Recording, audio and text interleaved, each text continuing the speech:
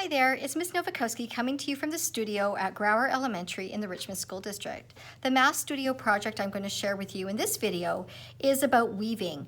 We did a different video on paper weaving, and this time we're going to look at wool or yarn weaving. Now, weaving is a practice that is done in many cultures around the world, and that might be something that you might like to investigate, different types of weaving that is done. The materials that are used for weaving are often drawn upon what's available locally. So in some communities and cultures, weaving is done with plant materials from trees or for plants that are harvested and grown locally. But also in some communities and cultures, weaving is done with wool or yarn that is derived from animal wool or fur. So things like sheep or mountain goats, or in the case of some of the Coast Salish peoples, the woolly dog. And that wool is then cleaned and combed and then spun into yarn.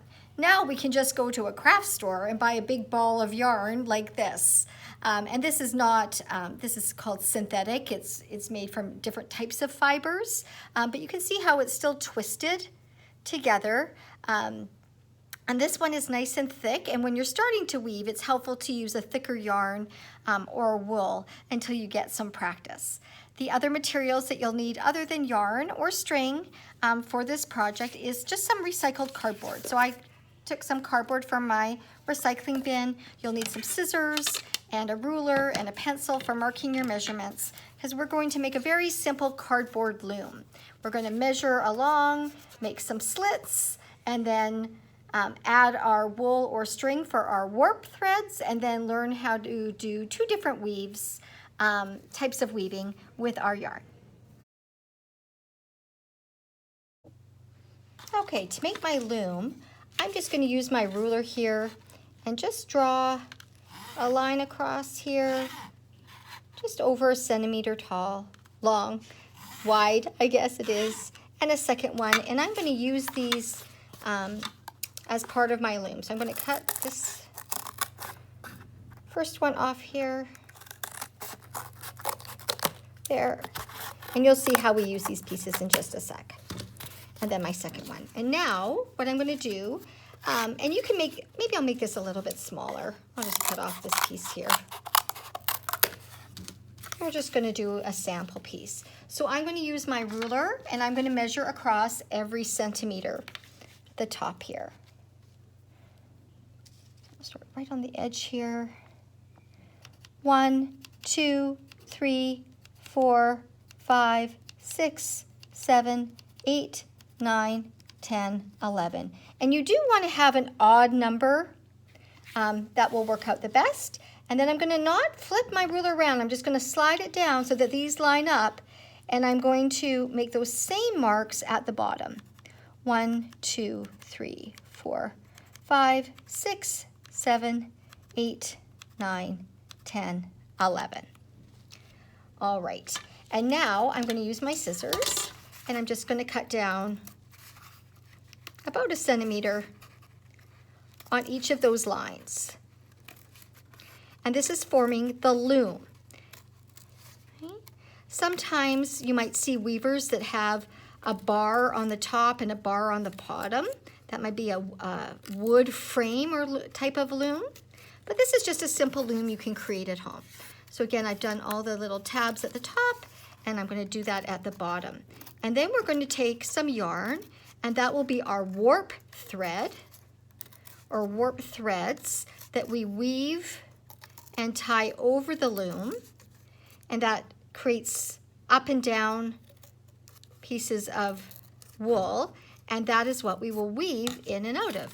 Okay, so there's our loom, and we will be putting a little piece here just to keep the strings up. And you could use thinner string if you like for the warp threads, but I'm just going to use the thick yarn as well, because it's black, so that you can see a little bit more easily. But as you can see in this example here, I used a thinner string for my warp threads. Okay, to tie on my warp threads, I'm going to start at the bottom. Just going to tuck that under here and leave a little bit hanging out the side there, and then wrap that around again just to sort of secure it on that bottom loom. And then I'm going to go up to the top, and I don't wrap across the back.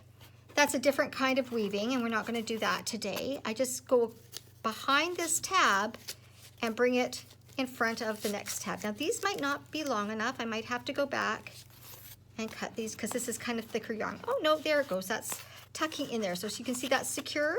It's just tucked in behind that tab. Then I come down to the bottom and pull that in the tab, and then go behind the next one and then pull it up. And I just keep doing this back and forth until I have my warp threads all woven in here. Go down and then behind, pull it to be secure, and then up. Okay, so I'll just do the rest of that.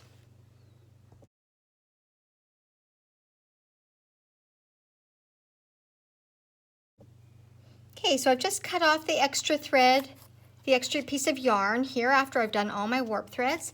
And I'm just going to wrap this around just to secure it there. This one I'm noticing is popping out at the bottom here a little bit, so I might just put a bit of piece of tape on the back here to secure both of those, because we don't want those coming undone. You can take that off afterwards, but this is just to sort of help secure that now. Okay. There we go. And there's our warp threads. 1, 2, 3, 4, 5, 6, 7, 8, 9, 10, 11. And then we're going to weave through this.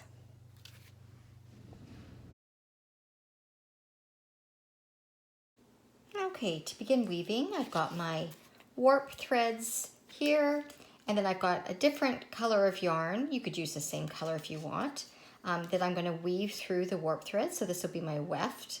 I'm going to use a weaving needle here. You don't have to. You could also just use your fingers, or if you have a popsicle stick, you could drill a hole through the end and use it like a needle. So I'm just putting a little bit through there. I do a lot of weaving, so I have a comb, but you can again also just use your fingers for that as well. So some weavers start at the top and some weavers start at the bottom. Different weavers and different cultures have different traditions around that. But I'm going to show you how to start weaving from the bottom because I think it's the most accessible way to do it and successful way to do it for someone who's just learning how to weave. So I'm going to start, and remember we've got this extra piece of cardboard here. We're not going to weave over that. We're going to weave just above that. And so I'm going to start over, under, over, under, over, under, over, under, over, under, over. And then I'm going to pull that all the way through. Now, you have to be very careful you don't pull this too tight, or your warp threads will start to pull in and you'll lose the rectangular or square form of your weaving. So I put quite a long piece of yarn here. It's taking a while to pull it all the way through, but that's okay. So I'm going to leave a little bit on the end and I will weave that in afterwards. But you can see here, I've got kind of a rainbow shape, an arc. And that's something we want to think about when we weave across. If we weave straight across and pull, it's going to pull our warp threads too tightly. So if you weave a rainbow or an arc to start off with, and then just again, use your fingers or use a comb to push it down. So you're not pulling, you're just pushing that part. Okay? This is the classic weave. In and out, up and down. It's also called the tabby weave. So now I start from this side, and this side, this first one I went over this way, so now I'm going to go under, over, under, over, under, over, under, over, under, over, under, and then pull this through. And again, I'm going to be very careful that when I get to this end here that I don't pull this really tight, because I don't want to pull this first yarn there tight. So I'm going to leave a little bit of a gap there. There's just a little spot there, and then I've made my arc shape again, that rainbow shape. And then I can just use my fingers and push that down. Now I can see that a little bit there is looping out, so again I can pull a little bit to pull that just so it wraps around that end warp thread, but I'm not going to pull it super tight. And then I can just adjust all these and put it down. And you can see the weaving pattern that's starting to develop here. by doing the over-under tabby pattern. So I've done 2 rows now of this, and you can think about what sort of pattern you might want to create, or if you're going to do the same color of yarn all the way through. I'm going to show 1 row of weaving here using my fingers. So again, this one I can see was under, so I start over, under, and then over, under, over, under. So I kind of do over, under 2 at a time. Over, under. I'm just pushing that through. Over, under. I'm not pulling too much yet, and then it'll end with over. So I'm going to pull this through and start to make my arc or my rainbow before I push it down. And again, make sure that this wraps around that last warp thread, but not too tightly. I've got my rainbow arc there, and then I just push this down. Okay, and there's my end there. Okay, so now I've got 3 rows. I could do 3 rows of this gray color, and then I could maybe do 3 rows of black, and then end with another 3 rows of the gray color, and then I have, you know, a symmetrical pattern. If I looked at it this way, gray, black, gray, the same on both sides, or an A, B, I could do gray, black, 3, 3, 3, and 3. So think about different patterns that you could do using different colors of yarn, and you could draw that out before you get started. Okay, I'm just going to fill up the rest here with the tabby weave.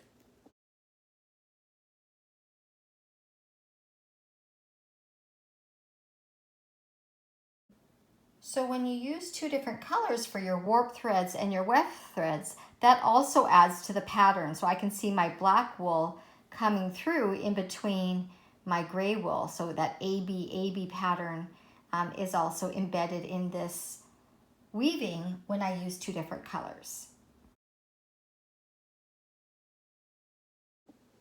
So now I finished weaving my little mat or coaster here, or it could be a little small blanket for a toy or something. So this is how we finish it. I'm going to take out these 2 little pieces of cardboard that we slid in here. I'll take the tape off the back. We taped these down to keep these ends from falling off or looping into our weaving. And then I just take each tab like this, and I take them off. Now you can see these are little loops here. And you could continue to weave if you wanted to weave some other materials through there, you could. But what I'm going to do is I'm going to clip each of these. So I'm going to clip it right halfway. And that's why we wanted that space. And I'm going to tie these. And that's just going to secure them. So I'm just going to tie a double knot. Again, this is starting to unwind a little bit. So just be patient. Give it another go. And then I'm going to do that for each of those. Now I'm going to have an extra one here, and then I'll just tie that to this knot here. So I've tied all the knots, and as I did that, I pulled my rows of weaving closer together. So this is quite a small little mat. Again, you use a bigger piece of cardboard and you can make a bigger piece of weaving. Okay? But I could use this as a little coaster or just a little mat. It's just sort of an example of how to do your first weaving as a bit of a practice. And then you've got these extra ends here. You can just turn it to the back, and there's really not a front or a back. But this is, again, I could use my needle, or you could just use your fingers and push it through. I'm just, oh yeah, this needle's not going to work. It's going to be too big. So I'm just going to take my extra thread here and just weave it in and out.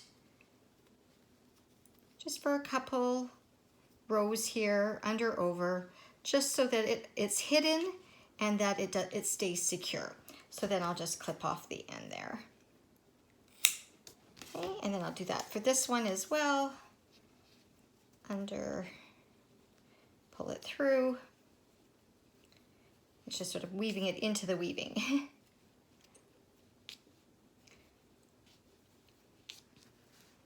And then clip off the end there. But make sure you do at least a couple ins and outs so that it stays secure and doesn't pull out. Just going to pull that a little bit more. There we go. And there's an example of sort of classic tabby in and out, up and down weaving using wool.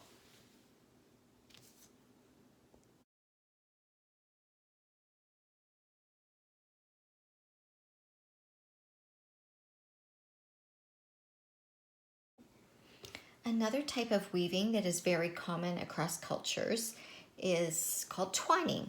And so I've got the loom set up here with warp threads. I haven't gone all the way across, that's okay. I have an odd number here. And I've got a piece of yarn and I'm folding it in half.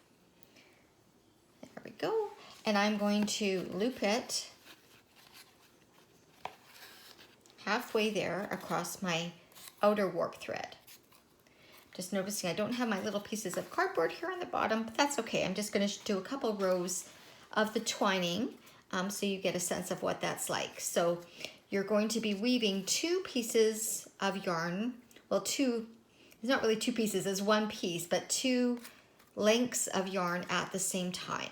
So this first one here, coming behind this warp thread, is over this one.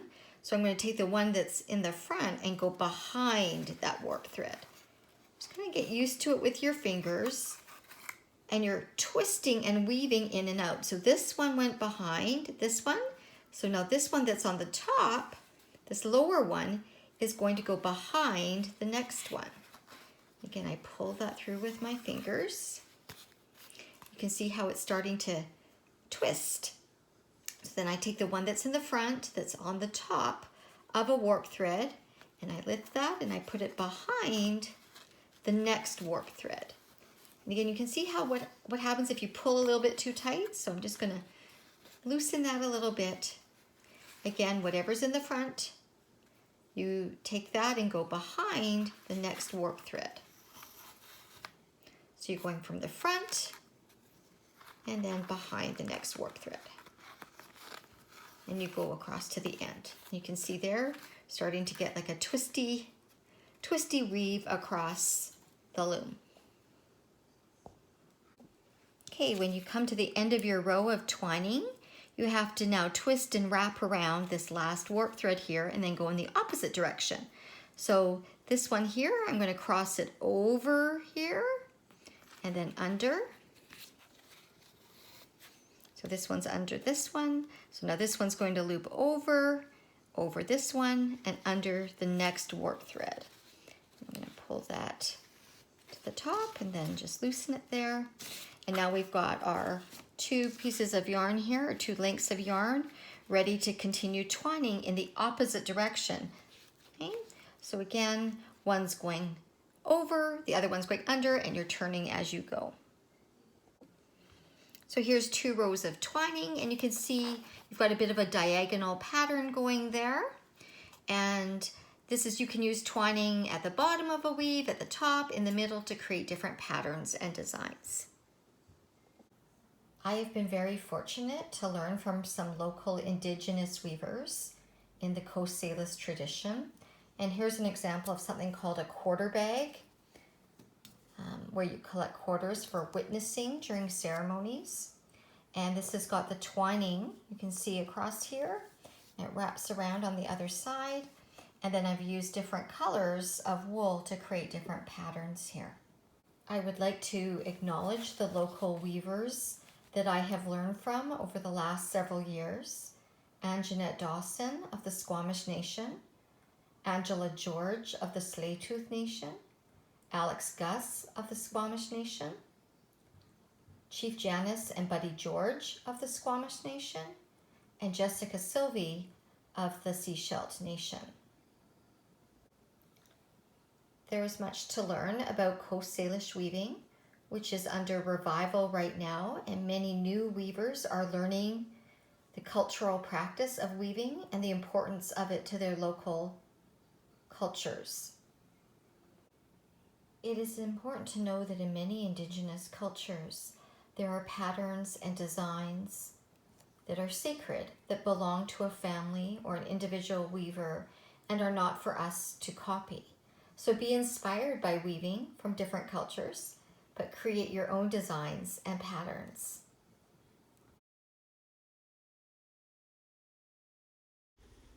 I've mentioned before that my mom and her family are Scottish in descent, and I have shared tartans, which are a type of textile pattern that involves weaving.